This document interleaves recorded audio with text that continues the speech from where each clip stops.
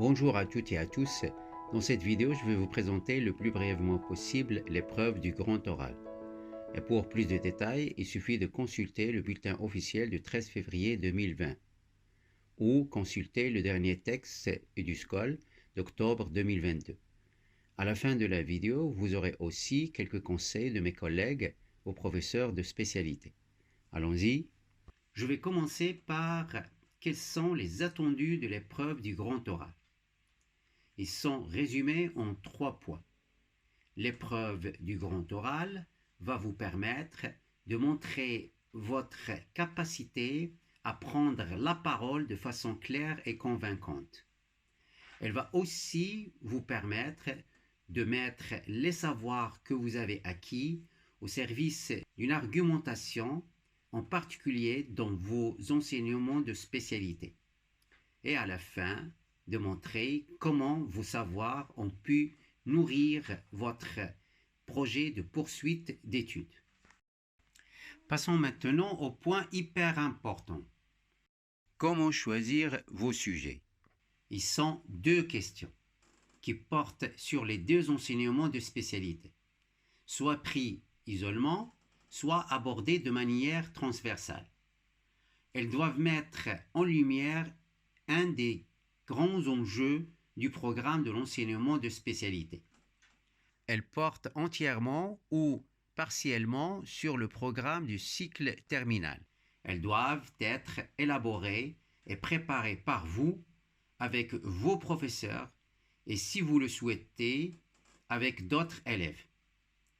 Les questions que vous présentez doivent vous permettre, d'une part, d'expliquer clairement la démarche engagée, la stratégie adoptée, les outils ou les méthodes que vous avez mobilisés dans la réponse à vos questions. D'autre part, construire une argumentation pour définir les enjeux du choix de vos enseignements de spécialité et ensuite de les mettre en perspective. Passons maintenant à combien de temps dure l'épreuve. En gros, vous avez 20 minutes de préparation et 20 minutes de l'épreuve devant les 2 membres de jury. Le coefficient de l'épreuve est de 10 pour la voie générale et 14 pour la voie technologique. Juste avant les 20 minutes de préparation, vous transmettez au jury vos 2 questions sur une feuille signée par vos professeurs des enseignements de spécialité et portant le cachet de l'établissement d'origine.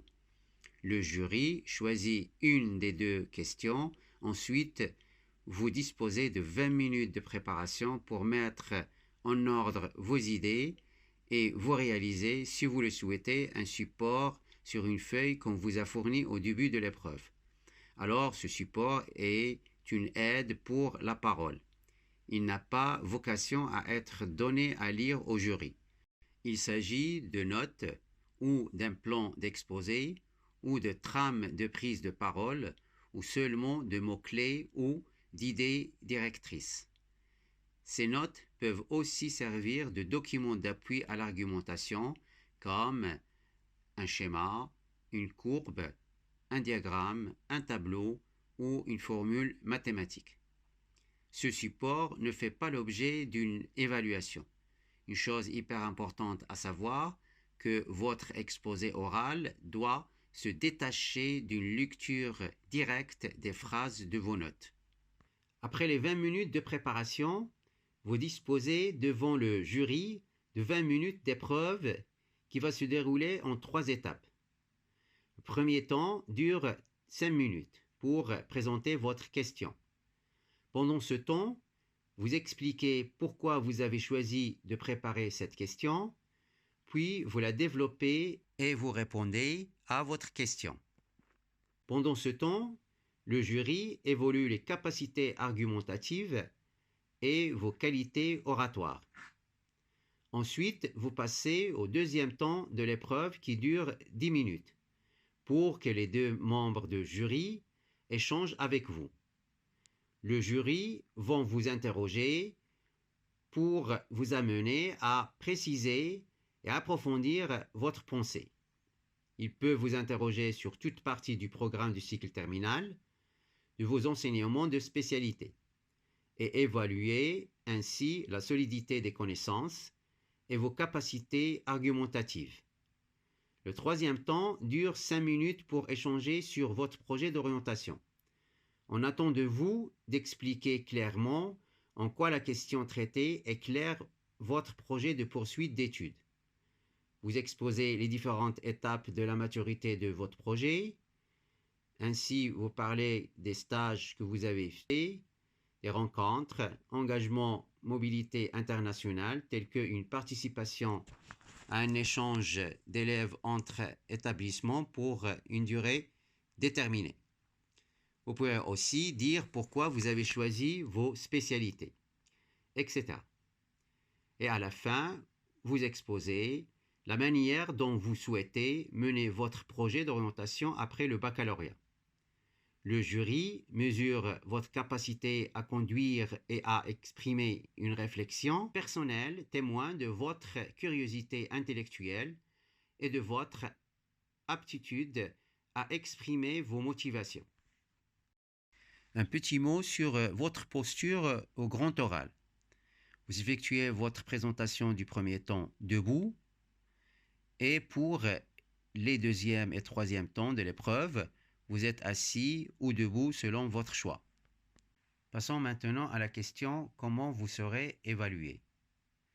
Les deux membres de jury sont deux professeurs de disciplines différentes, dont l'un représente l'un de vos deux enseignements de spécialité et l'autre représente soit l'autre enseignement de spécialité, soit l'un des enseignements communs, soit il est professeur documentaliste.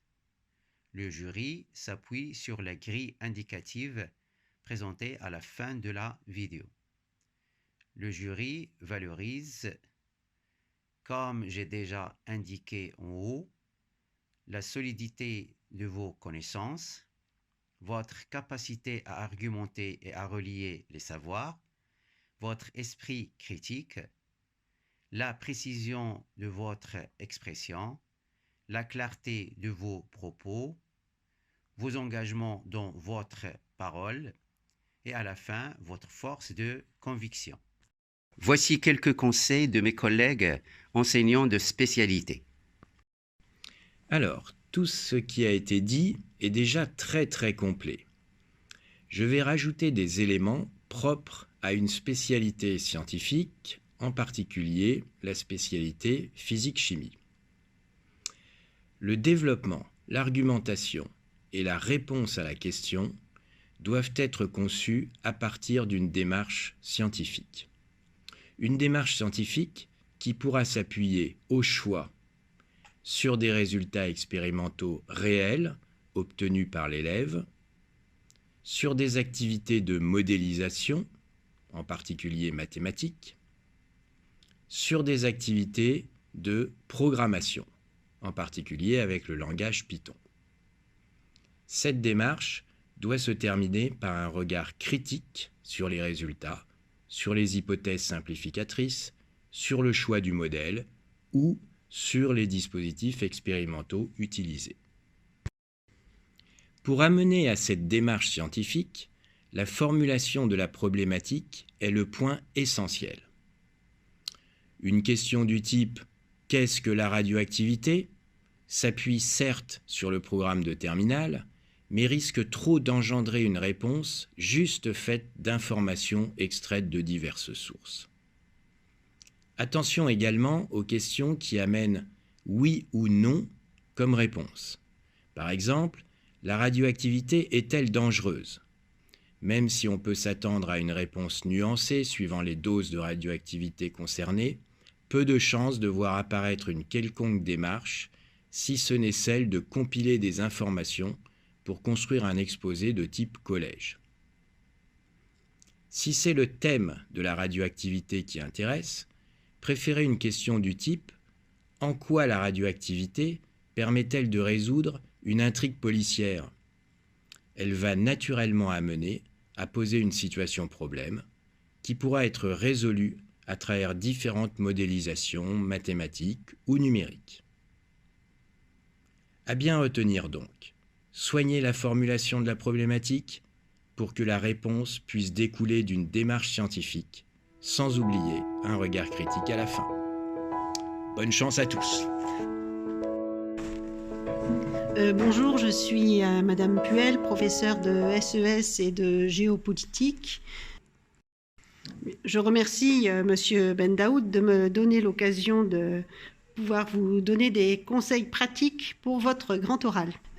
Alors, les conseils que je peux vous donner, tout d'abord, tout au long de l'année, dès qu'un chapitre est terminé, interrogez-vous pour savoir s'il y aurait dans ce chapitre un sujet qui pourrait vous intéresser pour le grand oral. De cette manière, vous pouvez déjà commencer à réfléchir à votre sujet et commencer à accumuler de la documentation. En avril, lorsque les épreuves écrites seront passées, vous commencerez à traiter vraiment de la question et vous aurez 2 mois pour vous préparer totalement. Mais avant cela, saisissez toutes les occasions de parler à l'oral, donc les occasions de faire des exposés, des revues de presse, de vous habituer à prendre la parole en public, sans notes, de manière à pouvoir vous exprimer avec le plus de clarté possible. Et puis ensuite, ce qui sera déterminant, c'est votre maîtrise de votre sujet. On parle bien et clairement de ce que l'on connaît bien. On est moins inquiet lorsque l'on maîtrise les détails. Et donc, le conseil que je peux vous donner, choisissez un sujet qui vous inspire, travaillez-le tout au long de l'année et dans les dernières semaines, entraînez-vous à le préciser, à le faire à vos camarades, en famille, de manière à pouvoir vraiment être sûr de vous et content de le faire. Bon courage. Tout d'abord, il faut savoir que la spécialité LLCER propose une différence majeure avec les autres spécialités, à savoir un examen oral. C'est un avantage car on peut utiliser la problématique présentée en spécialité pour le grand oral. Mais au grand oral, pas de dossier et pas de document support. Il faudra donc retravailler la problématique en ce sens. De plus, la partie présentation du grand oral ne dure que 5 minutes et pas 10 comme à l'oral de spécialité. Il faudra donc accepter de ne pas pouvoir tout dire.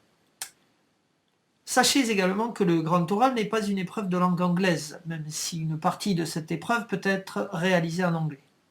Il faudra donc bien maîtriser le vocabulaire spécifique dans les 2 langues pour anticiper les éventuelles questions des examinateurs, spécialistes et non spécialistes, en anglais comme en français.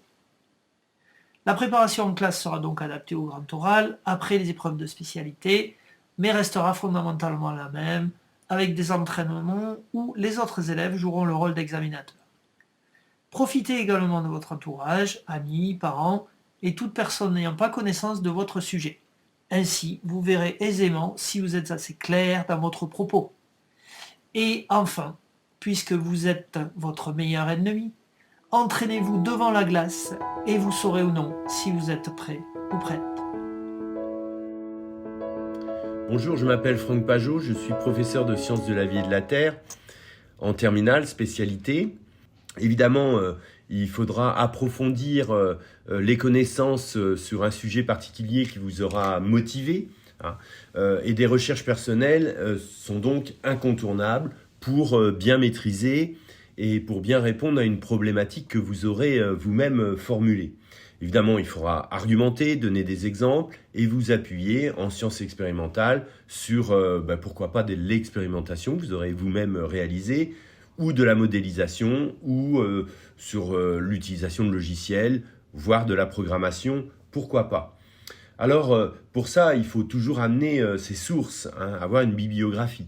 Alors, je vous conseille, le conseil le plus important, c'est d'avoir un carnet de bord. Vous allez pouvoir l'ouvrir là maintenant en cours d'année, mais il faudrait même l'ouvrir dès le début de l'année avec à chaque fois des notes sur les liens possibles sur un sujet. Quand vous êtes en cours de spécialité, il faut voir, souvent c'est abordé par le professeur, quel sujet peut permettre un développement supplémentaire. Évidemment, il faut être motivé. Il faut être motivé puisque vous serez évalué sur la forme, sur l'oral, sur votre aisance à vous exprimer. Et pour ça, il faut maîtriser le sujet. Plus vous maîtriserez le sujet, plus l'oral sera satisfaisant et sera de qualité. Vous aurez aussi des questions. Alors c'est toujours difficile d'imaginer les questions à l'avance, mais il faut être capable, lors de votre oral, d'orienter le jury vers les questions possibles. Et surtout celles que vous maîtrisez, dont vous allez maîtriser les réponses. Ça, c'est toujours un petit peu la difficulté à l'oral, mais c'est un exercice qui peut être intéressant. Autre conseil, votre oral, il doit être structuré. Il doit y avoir une introduction, un développement et une conclusion. Voilà. Donc n'oubliez pas votre carnet de bord, c'est quelque chose de très important pour garder des notes, surtout qu'à un moment donné, vous allez devoir vous concentrer sur ce grand oral. Pensez à la forme, puisque la forme, elle est prévue dans le barème, mais elle compte énormément. À la posture, on vous a parlé de la posture, on vous a parlé du vocabulaire, on vous a parlé des connaissances à acquérir. Eh bien, tout ça devrait vous permettre de bien réussir. Bon courage à tous. Le grand oral n'est donc pas, vous l'avez compris, une épreuve de spécialité, mais bel et bien une épreuve à part. Ses objectifs ayant pour but de valider, au niveau du baccalauréat, le long entraînement à l'oral et le travail régulier sur l'orientation qui est fait depuis plusieurs années. Et c'est à ce titre qu'il s'appuie sur les enseignements de spécialité, qui logiquement traduisent vos aspirations futures. Le degré de maîtrise de ce que vous proposerez au jury s'évaluera notamment par la capacité que vous avez à le mettre à portée d'une personne qui n'est pas spécialiste. Car s'il n'est pas très difficile en fait de proposer quelque chose sur lequel on a travaillé à un spécialiste, ou en tout cas à quelqu'un qui partage certaines données sur les informations que vous proposez, il est nettement moins aisé de le proposer à une personne novice. Et on ne peut espérer y parvenir sans maîtriser parfaitement son sujet. La vulgarisation et la mise à portée, soit est une simplification, mais elle requiert de celui qui l'opère un degré de connaissance bien plus approfondi que s'il se contentait de répéter ou de reformuler des idées, un projet que son auditeur est déjà à même de comprendre.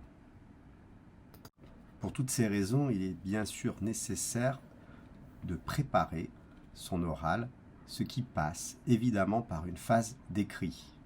Il est inenvisageable de pouvoir produire un vocabulaire clair, efficace, d'organiser ses idées, de se préparer également à l'échange qui suit les 5 minutes de présentation, sans avoir au préalable travaillé, et notamment à l'écrit, l'organisation de ses idées, la recherche de ses phrases, de ses mots, travailler sur son expression.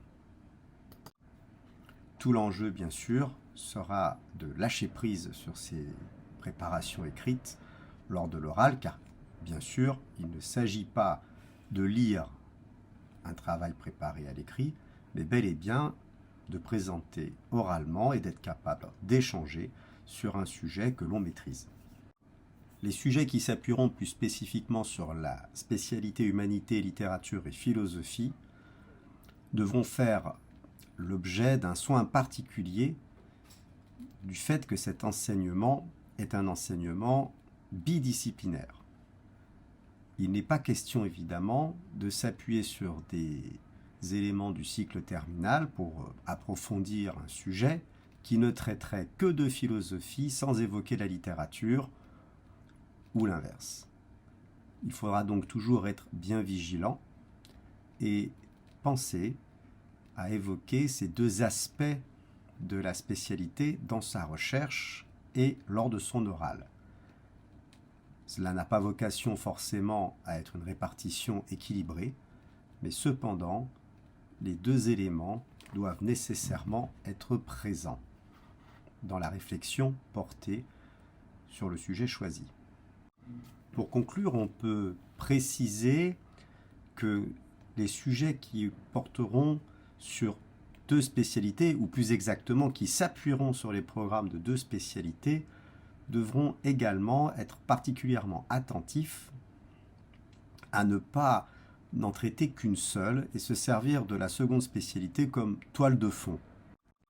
Pour être plus clair, il est tout à fait inenvisageable que par le jeu de problématiques qui porteraient sur des spécialités croisées, on arrive au résultat que sur les 2 questions de problématiques proposées sur les 2 sujets choisis pour le grand oral, une seule spécialité est véritablement servie de point de départ à l'ensemble des réflexions proposées au jury du grand oral.